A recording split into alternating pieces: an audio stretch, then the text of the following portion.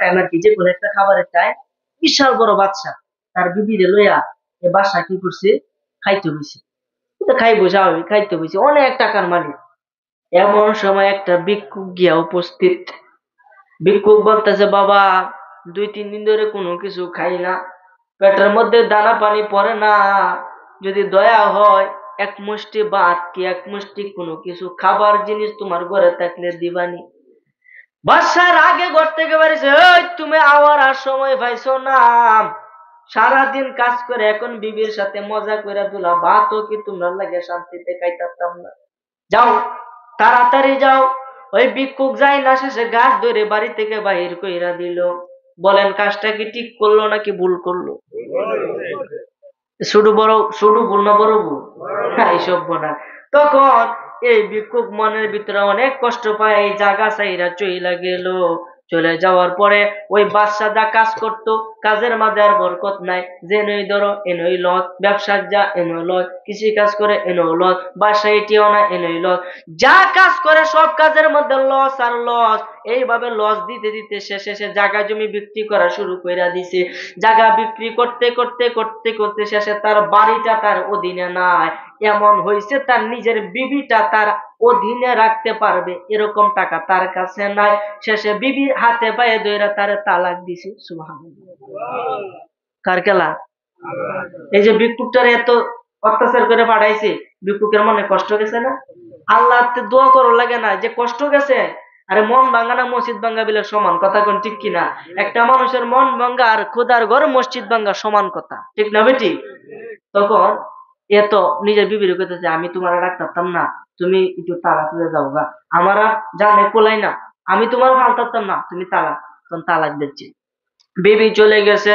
তার সময় শেষ হওয়ার পরে একজন ব্যক্তির কাছে, আবার একজন বড় লোকের কাছে তার বিয়ে হইল। বলেন সুবহানাল্লাহ। এটাকে বলে ভাগ্য। একবার সাথে বিয়ে হইছে, শান্তি মতে খাইছে, এখন তার কাছ থেকে তালাক খাইয়া গেছে আরেক গরো, সেও ব্যক্তি ধনাঢ্য, অনেক সম্পদের মালিক। ওইদিকে যেই বাদশা প্রথমে ভিক্ষুককে তাড়ায় দিছে, ওই বাদশার ভিটে মাটি বলতে আর কোনো কিছু নাই, এখন সে ভিক্ষা কইরা খায়। সুবহানাল্লাহ। এখন সে ভিক্ষা কইরা খায়, রাস্তাঘাটে হাঁটে, মানুষের কাছ থেকে 2-4 আনা পাইলে সে ভাত খাইতে পারে, না হলে পায় না। এভাবে হাঁটতে হাঁটতে হাঁটতে হাঁটতে ওই যে বিবি যে বাদশার বাড়িতে বিয়ে হইছে, ওই বাদশার বাড়িতে গেছে। ওই ফকির যা কইতাছে গিয়া দেখে খাবারের আয়োজন, একটা খাবার হগলে খাইতো এরকম টাইম, গিয়া বলতেছে, বাবা বড় কি কোনো কিছু আসেনি, থাকলে আমার একটু দেও, আমি তো কয়েকদিন যাবত কোনো কিছু খাইতাছি না। এই আচ্ছা বলেন, এই যে কথাটি কইতেছে বিবির কানে কি কথাটি গেছে কি গেছে না? আচ্ছা বলেন, পৃথিবীর সবাই যদি আপনার বুঝলা, আপনার নিজের বিবি কি বুঝলা যাইব? সবসময় যার সাথে থাকেন, সবসময় যার সাথে খাওয়া দাওয়া করেন, কথাবার্তা বলেন, কণ্ঠনা যখন তার কানে গেছে, বিবি তো কান খারাপ হয়ে দিচ্ছে, এই খেলা গইলা আমার হেলা লাগান কণ্ঠটা শোনা যেতেছে যে শুনিছে কি কয়। ওই বাচ্চা, যে বাচ্চা ওই নতুন বাচ্চা গেছে, গিয়া বলতেছে, ভাই তুমি কিসের জন্য আসছো? খুব সুন্দর ব্যবহার। ও আসছি তো, আমি কয়েকদিন যাবত কোনো কিছু খাই না, যদি করো কিছু তাহলে দেও। একটু দাঁড়াও, আমি নিয়ে আসতেছি। সুবহানাল্লাহ। আর এও বাদশা ছিল আর হেডেও বাদশা ছিল। ওই বাদশার কি অবস্থা আর এই বাচ্চার কি অবস্থা! বাবারে, আল্লাহ যাকে ইচ্ছা তাকে ধন সম্পদ দান করে। ওই বাদশা ভিতরে গিয়ে কইতেছে, বিবি গো, মেহেরবানি করে এই ভিক্ষুককে কোনো কিছু খাইতে দাও, আল্লাহ তো আমাদের অসংখ্য অনেক কিছু দিছে, আমরা একবার না খাইলে পরের বার খাইতারা, কিন্তু এই ভিক্ষুক তো একবার না খাইলে 14 বারও খাইতারে না, একটু কিছু দেও। তখন যখন এটি লইয়া গেছে, লইয়া যাওয়ার পরে এই ভিক্ষুককে দিছে। ভিক্ষুক এমন ভাই খাইতেছে যেমন 10-15 দিন ধরে কোনো কিছু খাই না। বিবি খান কারা করে রাখছে। ও কি কথা কয় একটু শুনি। কথা হইতেছে, ভাই এই যে তুমি ভিক্ষা করতেছো, কেন ভিক্ষা করতেছো?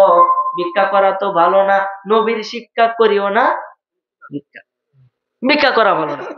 হালালের মাঝে 2টা জিনিস আছে যেটা আল্লাহর কাছে মানে সবচাইতে নিম্ন হালাল, এর থেকে নিচে আর কোনো হালাল আল্লাহর দরবারে না। এক হইছে তালাক দেওয়া, দুই হইছে ভিক্ষা করা। সুবহানাল্লাহ কয়। 2টা জিনিস আল্লাহর কাছে একবারে একদম নিকৃষ্ট হালাল, মানে এর থেকে নিচে আর নাই। এই জন্য তালাক মুখ দিয়ে বাইর করা যাবে না। তালাক শব্দ বাইর করে খুদার আরো সতী কাঁপবে। এই তালাক কথাটা কেউ বাইর করবে না, এত সহজ মনে করি না যে এই যে একটা তলাক, আরবি একটা শব্দ, অত সহজ না রে বাবা, এত সহজ না। এই জন্য তালাক যাতে আমাদের মুখ দিয়ে না বেরো, আল্লাহ যাতে তৌফিক দান করে, বলেন আমিন। আমার ভাইরা বাবারা, খারাপ লাগতেছে নি কেউ? আমারে বলবেন, আমার কষ্ট হয়ে যায়, আমি কিন্তু দেয় না, সমস্যা নেই, খারাপ লাগলে কইবেন। তখন ওই বাদশাহ যখন বলতেছে তোমার এই অবস্থা কি করে হইল, তখন এই ফকির নিয়ে বলতেছে হুজুর আপনার মতো মানুষের তুলনা হয় না, আপনার মতো বাদশারা আছে বলে আমাদের মতো গরিব না খায়া আপনাদের কাছে আসে, আপনারা দান করেন আমরা খাই, পরে তোমার এরকম হয়েছে কিভাবে এটা বলো। ও হুজুর আমি ছিলাম একটা বড় বাদশাহ, যার কোনো তুলনা ছিল না, আমার অর্থিন সম্পত্তি ছিল, আমার ধন সম্পদের কোনো কিছু অভাব ছিল না। আপনি এখন যেভাবে খানা লইয়া বসেছিলেন, আমিও একদিন ঠিক এইভাবে আমার বিবি সাবরে লইয়া খানা লইয়া বইয়া থাকতাম। এই যে বইয়া থাকতাম, এমন সময় একটা ভিক্ষুক যাইতো, যাওয়ার পরে আমাকে দুলা খাওয়ান চাইছে, আমি তারে খাওয়ান দেই নাই, উল্টে তার অসম্মান করে ঘাড় ধাক্কা দিয়ে বাড়ি থেকে বাহির কইরা দিলাম। ওই ভিক্ষুকের অভিশাপে ভিক্ষুকের মনে কষ্ট গেছে, এই কারণে আজকে আমার এই হাল হয়েছে। শেষ পর্যন্ত আমার বিবিকেও আমি রাখতে পারি নাই, এতটুকু অসহায়, আমার বিবিকে তালাক আমি দিয়া দিছি। এখন আমি এইভাবে অসহায়ের মতো মানুষের কাছে গিয়া গিয়া সাহায্য চাই আর নিজের জীবন চালাই। ওই বাদশা ডাক দিয়া কই বাবা রে, তাহলে তো আমার পরিচয়টাও দিতে হয়। ওই দিন তুমি যে লোকটাকে তোমার বাড়ি থেকে গাছ করে বাইর করে দিসলা, গাছ ধরে ধাক্কা দিয়ে বাইর করে দিসলা, ওই ব্যক্তিটাই আমি বাদশাহ। আরো আস্তে কোন সুবহানাল্লাহ। এলাকা বোঝার কোন সাধ্য আছে? এই যে বাহিরে দিছে সে বাদশা কিন্তু ফকির হয়েছে, ফকির কিন্তু বাদশা হয়ে গেছে। বিবি ডাক দিয়ে কইতে আমার পরিচয় গোপন করি কেরে, এই যে লোকটা আমরা তালাক দিছি না, আমি তোমার বিয়ে হয়েছে। সুবহানাল্লাহ। কে বুঝলাই কার খেলা এটা? এই জন্য আমার ভাইরা বাবারা বন্ধুরা, আল্লাহর খেলা কেউ বুঝিতে পারে না, আল্লাহর লীলা কেউ বুঝিতে পারে না, কেউ না। এই জন্য এই ঘটনা থেকে, ঘটনা দুইটা থেকে আমরা এইটুকু শিক্ষা পাইলাম, যতই সম্পত্তি হোক, যতই শক্তিশালী হোক, কখনো অহংকার করা যাবে না। গরিবদেরকে সাহায্য করতে হবে, বড়দেরকে সম্মান করতে হবে, ছোটদেরকে আদর করতে হবে, পরিচিত অপরিচিত সবাইকে সালাম দিতে হবে, সকলের সাথে ভালো ব্যবহার করতে হবে, যাতে মরার পরে অন্তত আপনার নিজের কাছের 3 জন লোক বলে আপনি ভালো মানুষ। এরকম ব্যবহার মানুষের সাথে করতে হবে। ওর মানুষের আইলে তো কোদার মাঝে টেহা সম্পত্তি বেশি পাওয়ার, বুঝতে মারা বাড়ি 10 তলা দেয় না, কেউ সাইডে যাইতো ময়লা ভরবো, আরে ময়লা, এই ময়লার মাঝে তোমার ফালবো, চিন্তা হইল না। এই কয়েকটা দিনের অপেক্ষা, এই বাহাদুরি করা যাবে। আশেপাশে কি ধনী লোক আছে না? কোনটা কোন ধনী লোক কিন্তু মাহফিলে খুব কমাই, যারা এইসব গরিব। এই জন্য নবীজি কইছে ধনীরা 50,000 বছর আগে, গরিবরা 500 বছর আগে গরিবরা বেহেশতে যায়। তা আমরা গরিব হয়ে ভালো হয়েছে না কি লস হয়েছে? বহুত ভালো হয়েছে। আমরা কি আগে পুরাণ করাম, এরপরে গিয়ে বুক করবো। আবার সব ধনী না, যেই ধনী আছে কিন্তু দান করে না, ওই ধনী। কথা কোন ঠিক কিনা? যে দান করে সে তো ভালো মানুষ, কিন্তু যার আছে এরপরে সে দান করে না, সে কি ভালো মানুষ? কখনো হতে পারে না, সে হচ্ছে একটা হার কিপন। আর কিপন ব্যক্তিকে নবীজি পছন্দ করে। কথা কোন ঠিক কিনা? এই জন্য আমার ভাইরা বাবারা বন্ধুরা, সব কথার মূল কথা, সব কথা শেষ কথা, আমার আলোচনা এখানে শেষ। 1 ঘন্টার উপরে হয়ে গেছে, আর আলোচনার দরকার নাই। যেটুকু বুঝছেন যদি বাড়িতে নিয়ে যাইতে পারেন আর নিজের জীবনে আমলে পরিণত করতে পারেন, তাহলে জীবন সাকসেসফুল। ঠিক না বেটি? এই জন্য আমার ভাইয়েরা বাবারা বন্ধুরা, সব শেষ বলতে কোনো কিছু হয় না। সময় এখনো আমাদের হাতে আছে, ভাববার মতো টাইম আছে, এখনো আছে।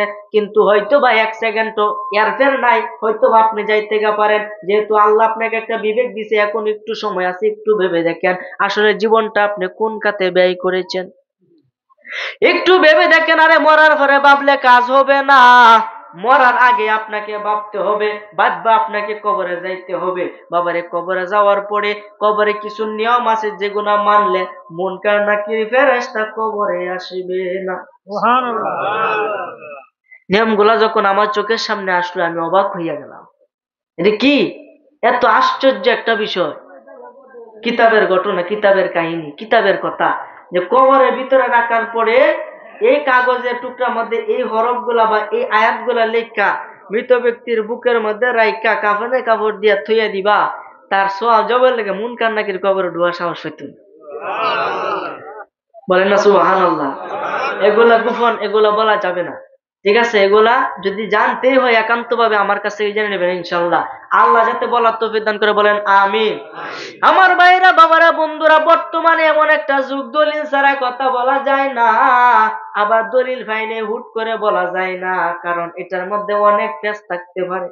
কথা কোন ঠিক কিনা?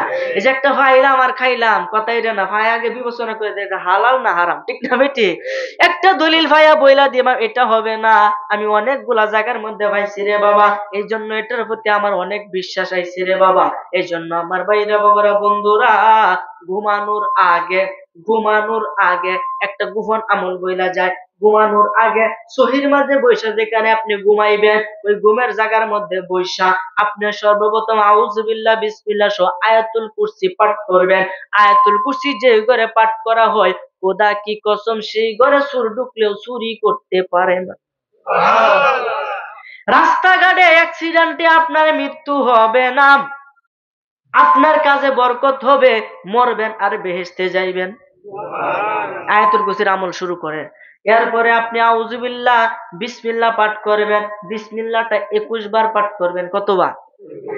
বিসমিল্লাহটা 21 বার পাঠ করে আপনি শুইয়া যাবেন। শুয়ে বলবেন আল্লাহুম্মা বিসমিকা আমুতু ওয়া আহইয়া, অর্থাৎ আমি আল্লাহর নামে মরছি, আবার আল্লাহর নামে জীবিত হব। এই ঘুমের মানুষ কি মরা না? এই ঘুমের মানুষ কিন্তু মরা, ডাকলেও কিন্তু সাড়া পাইতেন না। কথা কোন ঠিক কিনা? এই জন্য আল্লাহুম্মা বিসমিকা, হে আল্লাহ, বিসমিকা আপনার নামেই আমি শুয়েছি, আমুতু আমি নিজে মরছি, ওয়া আহইয়া এবং আবার উঠবো। সুবহানাল্লাহ। অর্থাৎ আল্লাহর নামে মরতেছেন, আল্লাহর নামে উঠবেন। মরা মানে ঘুম, এটাই ঘুম বোঝাইছে যে আমি আল্লাহর নামে ঘুমাইতেছি, আবার আল্লাহর নামে সজাগ হব। এই বলে ডান কাতের মধ্যে শুইয়া আপনি কি করবেন? লা ইলাহা ইল্লাল্লাহু মুহাম্মাদুর রাসূলুল্লাহ সাল্লাল্লাহু আলাইহি ওয়াসাল্লাম, এই জিকির পরে আপনি ঘুমাইতে থাকবেন। এই জিকির করে ঘুমাই যাবেন ইনশাআল্লাহ তাআলা। বিশ্বাস করা যায়, আচ্ছা আমল কি কঠিন না সহজ? বিশ্বাস করা যায় যদি আমলে পরিণত করতে পারেন, এবং ওই রাতে যদি আপনার মৃত্যু হয় 100% আপনি কালমা পড়ে মরবেন। বলেন আমল করার দরকার আছে না নাই? এই মাহফিলটা আপনার জন্য সার্থক হবে যদি অল্প আমলও আপনি শুরু করেন। কথা কোন ঠিক কিনা? প্রথম আমল হলো 5 ওয়াক্ত নামাজ পড়তে হবে, হারাম খাওয়া যাবে না, হালাল পথে থাকতে হবে, খারাপ কাজ থেকে বিরত থাইকা আল্লাহর আদেশ এবং নবীর সুন্নাত মতে চলতে হবে। এটার নাম হলো শরীয়ত। বলেন সুবহানাল্লাহ। শরীয়তে সবকিছু ঠিক থাকলে আপনার জন্য তরিকত জারি হয়ে যাবে। আপনি আমল শুরু করে দিবেন, রাস্তা দিয়ে হাঁটা শুরু করে দিবেন, রাস্তা দিয়ে হাঁটতে হাঁটতে হাঁটতে হাঁটতে নিগুড় তত্ত্ব, আসল তত্ত্ব মানে হাকিকত আপনি উপলব্ধি করতে পারবেন। আর যখন তার হাকিকত জানবেন, হাকিকতের পরেই মারফত করা থাকে। এই জন্য আগে সবকিছু স্টেপ বাই স্টেপ যাওয়া লাগবো। গাছে মই ছাড়া ফাল মেরে গাছের আগা তুরন যায় না, গুড়ির থেকে বায়া বায়া উপরে উঠে লাগে। কথা কই ঠিক কিনা? এই জন্য আপনি শুরু করেন না, এখনো দাঁড়িয়ে রাখেন না, রাখা শুরু করে দেন। এখনো শুরু করেন নাই, আপনি শুরু করেন, আপনার জন্য সময় এখনো আছে। বাবারে মরার পরে টাইম পাইতেন না, মরার আগে টাইম। কথা কই ঠিক কিনা? এখন যারা শরীয়ত বাদ দিয়ে মারফত লয়ে দৌড়ে, বলেন এরা কি মারফত কোনো কাজ হইব? এই জন্য আমার ভাইরা, বাবারা, বন্ধুরা, সময় আমাদের নাই, সময় আমাদের শেষ হইয়া যায়। এই জন্য বাবা এখন থেকে আমরা শরীয়তের কাজগুলা শুরু করে দিই। শরীয়তের পরে আমরা তরিকত আমলের পথ, মুক্তির পথে আমরা চলে যাব। মুক্তির পথে গেলে নিগুড় তত্ত্ব আমরা জানতে পারবো। নিগুড় তত্ত্ব জানলে আল্লাহ কোথায়, আল্লাহ কি করে, আল্লাহর আকার কি, আল্লাহ কোন সূরাতে কি হালে আছে, সবকিছুই দেখতে পারবে। এই মানব দেহে 13টা নদী আছে। সুবহানাল্লাহ কইতেন না? 13টা নদী আছে। 13টা নদী কি, কোনটার রং কি রকম, কোনটা কি, সবকিছু জানতে পারবেন বাবা। এত কিছু বলা যাবে না। আমল করেন, শুরু করেন, ইনশাআল্লাহ পাইবেন। আলহামদুলিল্লাহ বলেন না? যাই হোক, আলোচনা দীর্ঘায়িত করব না। শেষের বক্তা এসে আপনাদেরকে মুনাজাত দিয়ে আলোচনা বেশি করবে না। আপনারা শেষ পর্যন্ত আসেননি ইনশাআল্লাহ? ইনশাআল্লাহ আসেন। আসুন এখন আমরা একটু হালকা মিলাদ করব। মিলাদ করার পরেই হুজুর আইসা যাবে। হুজুর এখনই আসবে, মিলাদে এসে শরীক হবে। আসুন সে নবীজিকে একটু সালাম জানাই। ইয়া নবী সালাম